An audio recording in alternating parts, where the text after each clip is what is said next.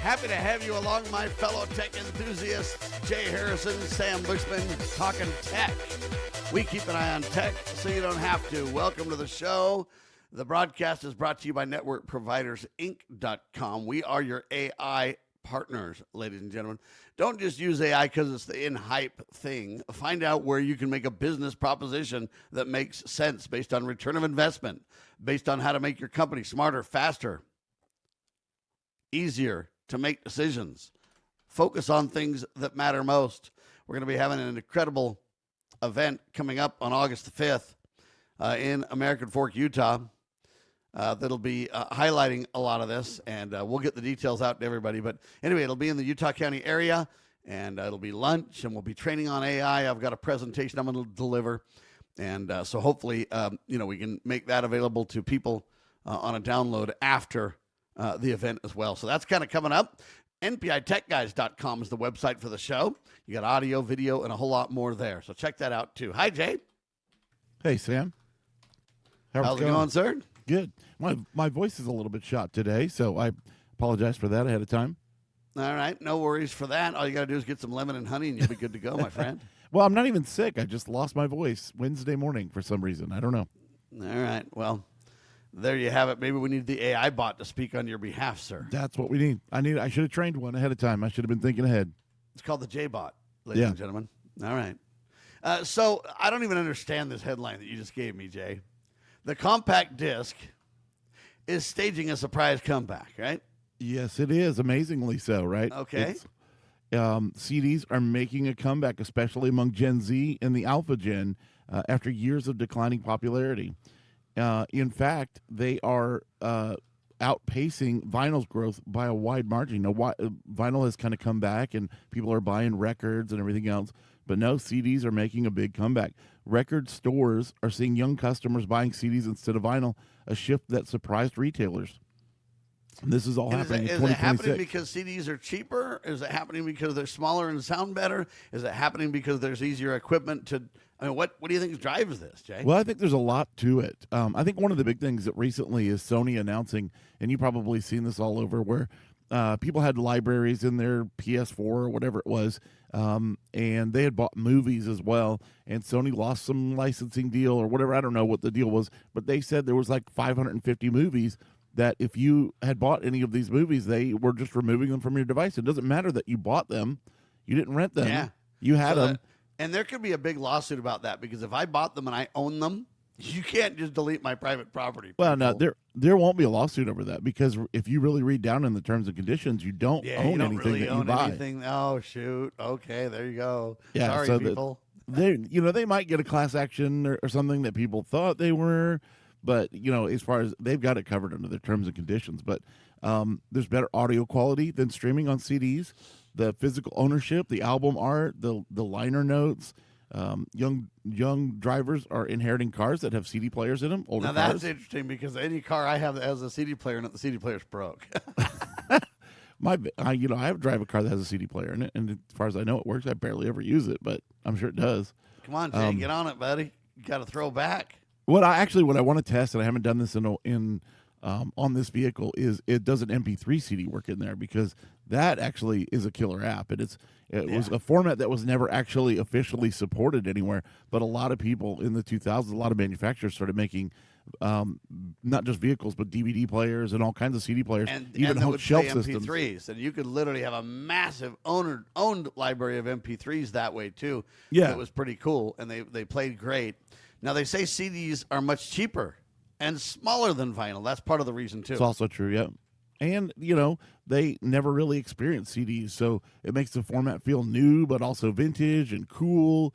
According to Illuminate, CD sales increased 16% in 2026, compared to 2.4% growth for vinyl. It's interesting that the CDs that are being focused on, right? Yeah. Even used CDs are also booming. The popularities for 1990s rock is crazy. You got Jeff Buckley, Alice in Chains. There's tons of CDs. Thrift store CDs are going crazy, and DVDs, because people are buying their libraries. They want physical media. Increase even for players has increased. So retailers and thrift stores are seeing supplies harder to find. Major artists are embracing the new trend. Taylor Swift. Even the Swifties are all over this, Jay. Yes, sir. Taylor Swift released a new limited edition CDs, and BTS has significantly boosted CD sales this year. Yeah, what I've started to see too, and this is interesting, I would go to different plays and different events like in Branson, Missouri and different things, and they started to sell little thumb drives with a ton of MP3 and MP4, so audio and video. You can get all their albums or all their concerts or all their whatever on thumb drives. Thumb drives are a lot more expensive in a way, but yet now fans are wanting a collectible when they go to a concert, so they'll buy a CD or they'll buy one of these thumb drives, and they're inexpensive to manufacture, to sell. Guys like you and I can even duplicate them or create them. We work with a CD and DVD company that dupes things for us a lot. Fans appreciate the deluxe packaging and artwork on these things. Some fans even share a single CD between friends, echoing, this is interesting, how music was shared before streaming. I think that's really cool. Right. The resurgence mirrors the vinyl revival. Are they going to start doing 8-tracks, Jay? I don't think so. I think CDs have met a very sweet spot of where they're very cheap to make. I mean, it's just a plastic. You can burn them yourself, so it puts control back into people if they want to. But it's also something tangible. Like you go to an event, and it's like a photograph, like a Polaroid or something in your hand. It's not just a digital thing that you put away and you don't think about it again, and it's somewhere on your phone. Maybe you have a physical piece. It also is kind of a receipt of ownership. I've heard of these guys that, they do gaming or whatever, and they will download ROMs and emulators, but they'll go buy a physical copy of it either at a thrift store or wherever, because it gives them a receipt that says, I actually own this game, so I can back it up or have an emulator anywhere I want legally, 100% legally. So there's a lot of reasons why people like this physical media comeback. I personally support it and think it's great.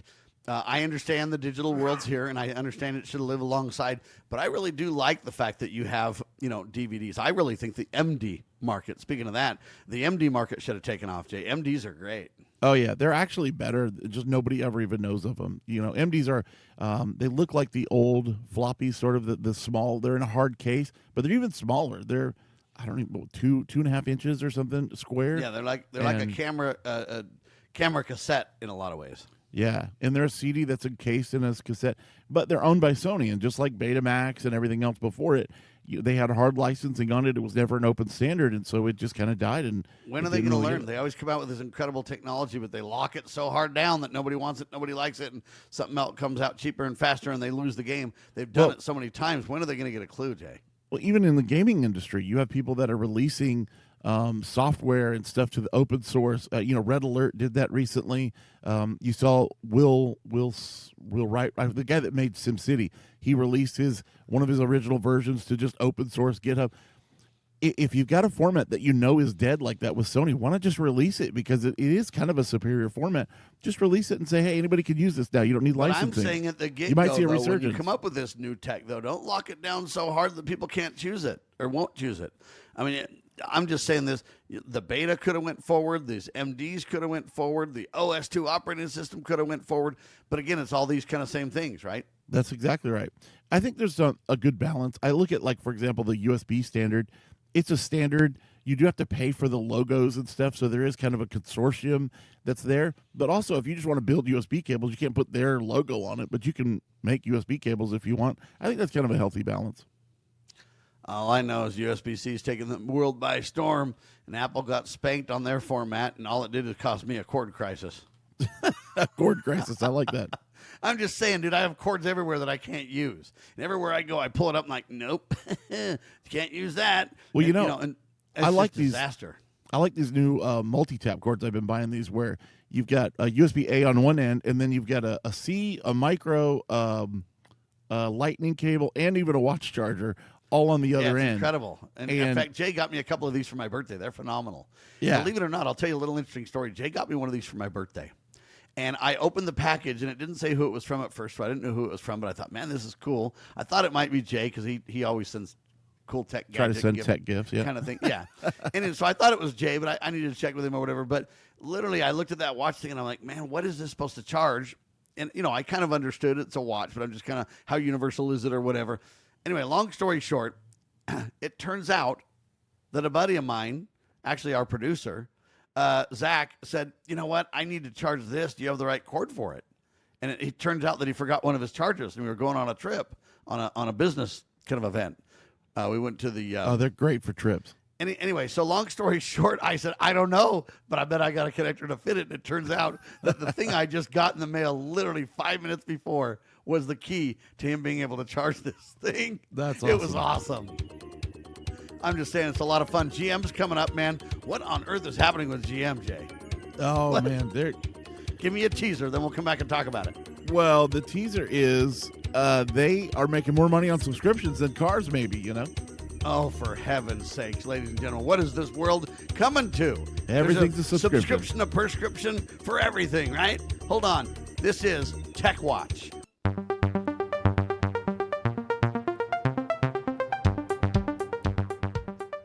Sam and Jay talking tech. Thanks for being alongside with the ride. Hopefully it's educational and entertaining. So General Motors, I guess, government motors is what they used to call it because they got a big old bailout. But anyway, now they're making more money on what? Subscriptions than cars, Jay? I don't know. They're not necessarily making more money on subscriptions than cars, but they're definitely beefing it up. Yeah. Reporting that their software subscriptions, including OnStar and Super Cruise, are now keep roughly 70 cents of every dollar, with OnStar pulling in about $800 million last quarter alone. Ooh. It's amazing that these companies want to sell you a car, but it has strings attached and subscriptions. I don't know. I don't like that plan. I don't feel right about it.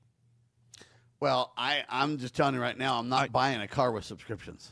I understand that there's some value added for OnStar, for example, or things like that, or over-the-air updates.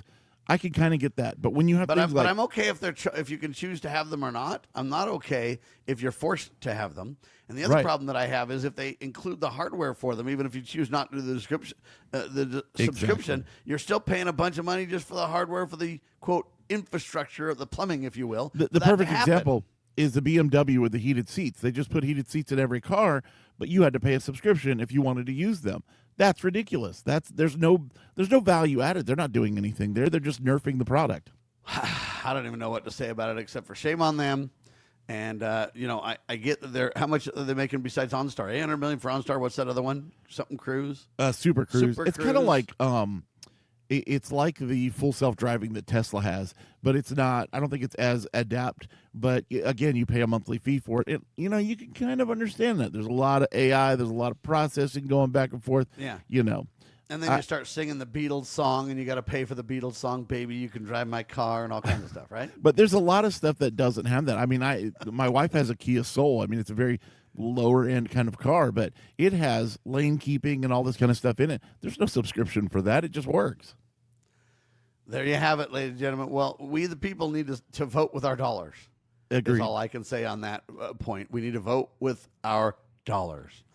All right, what is this now? Residential proxies from smart TV apps? What are you talking about? This is interesting. Yeah. So LG to ban residential proxies from smart TVs because apparently a lot of these apps are putting in proxies so that they can route traffic through your TV, basically using your TV as a VPN to hide their traffic and hide what they're doing. The home appliance giant LG Electronics said that it plans to suspend any apps built for their smart TVs that turn a person's television into an always-on residential proxy node. I've got a big problem with that, though, and I really commend these companies for saying, look, we're not going to allow apps to do this. And I guess, you could say they shouldn't have allowed that in the first place. I don't think they did allow it in the first place. I just don't think a lot of times when you build a product or build a service or a capability, you don't realize how it can be exploited. And now you're getting people that exploit this, and they're kind of discovering it and going, whoa, no, hold on.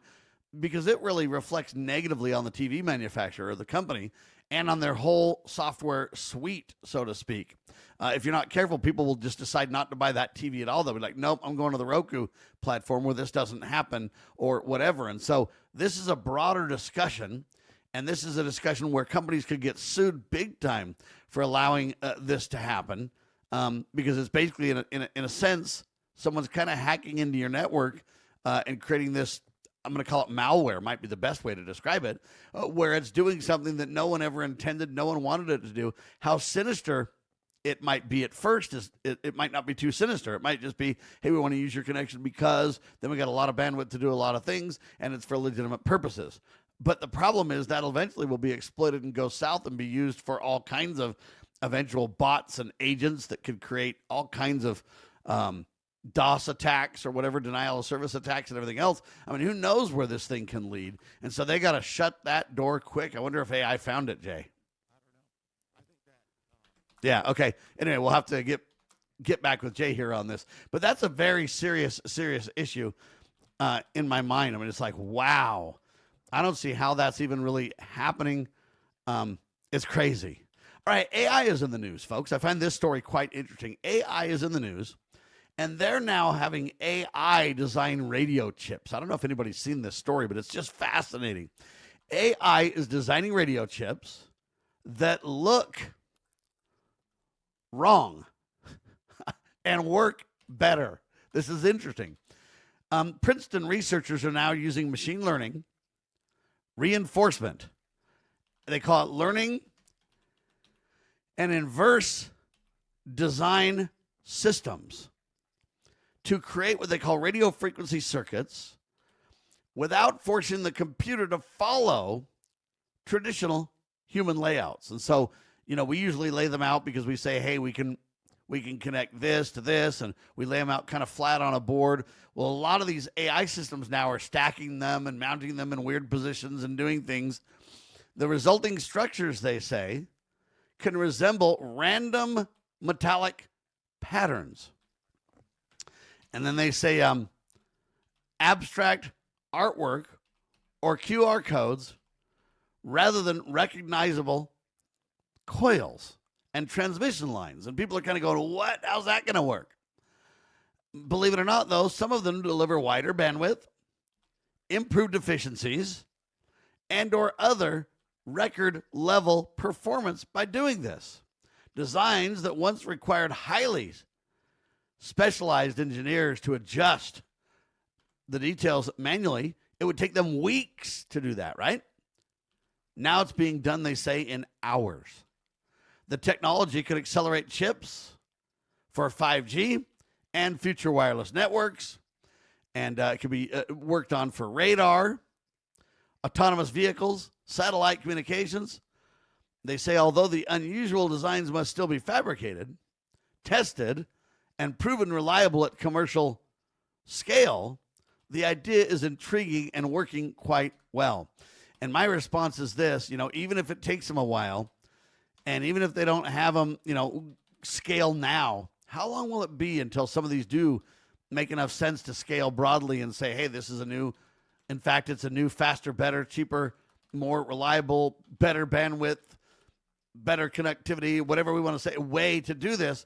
It's only a matter of time, people, to where this AI self-learning machine stuff will reduce weeks to hours, and then hours to productive, scalable deliverables. And then once that happens, then once you've got that as a baseline, then you can parlay on top of that, and you can, have the next one. What I mean is it's going to continually expand itself is what I'm trying to think of the term to use for this, because it's AI machine learning. But once you get the prototype and once you then put it to scale and distribute it, then you've got a platform now to build more and do more. And so they're starting to put chips on top of each other at weird angles. They're just doing all kinds of cool stuff, and we'll see where that leads. But that's a very interesting twist in AI that you haven't heard of. Now, why do I bring this up? Because Jeff Bezos said, hey, there's going to be a ton more jobs because of AI. And right now, all we see is a dearth in jobs because of AI. We're thinking everybody's getting laid off. And those people caught in the middle and who aren't trained for the new jobs are going to be the ones that suffer the most. But if you prepare and you don't turn your back on AI, but you embrace AI, there will be jobs for you in the AI world. I'm telling you right now, there's a lot of jobs that are going away, but there's going to be a lot of new jobs. And just imagine if you could work in a plant where you're helping design these chips and roll out these things. And, the Internet of Everything is going to be where you're going to have more and more internet built into things, more and more connectivity, more and more chips, more and more AI, more and more processing different places. You're going to have power plants and processing plants and all over the place. And you're going to have at your home eventually, I imagine people would have a big bank, storage of power eventually, where it's battery driven and it's local to where you don't go offline. And then you would eventually have some kind of a big GPU bank where you can pass off from your machine to all these processing units to do all these different things. And we ain't seen nothing yet, folks. I'm telling you right now, we are on the verge of an incredible AI boom like you've never seen before. And it's going to bring up things and contradict things that we've known and change the game in so many ways it's not even funny. I'm just telling you, it's going to be crazy. Solar power, as you know, has been cool. And you've got little teeny solar power or solar panels on different things like a flashlight or whatever else, and a calculator that can do solar things. And then you've really got kind of a gap, and that gap means we're going to go from that teeny solar something primarily to the big solar systems that go on your roof. And there's a few things in between those, but it's either a full system install or else it's this tiny something. There's nothing really in the middle until now. Headline says solar power reaches the wall outlet as America's full first, they call it 3700, microinverter arrives. So it's a new microinverter that you just plug into the wall, they say. The Hoy Miles, I think that's how you say it, Hoy Miles, iFlow Pro is what it's called. It has become the first U.S. plug-in solar inverter designed to comply with all the guidelines and rules to where you can just plug it in. And not so fast. The product's here, but laws are preventing it from rolling out. We'll get into that in another show. Thanks for being alongside for the ride. I'm Sam Bushman. Jay Harrison with me. We keep an eye on tech so you don't have to. NetworkProvidersInc.com.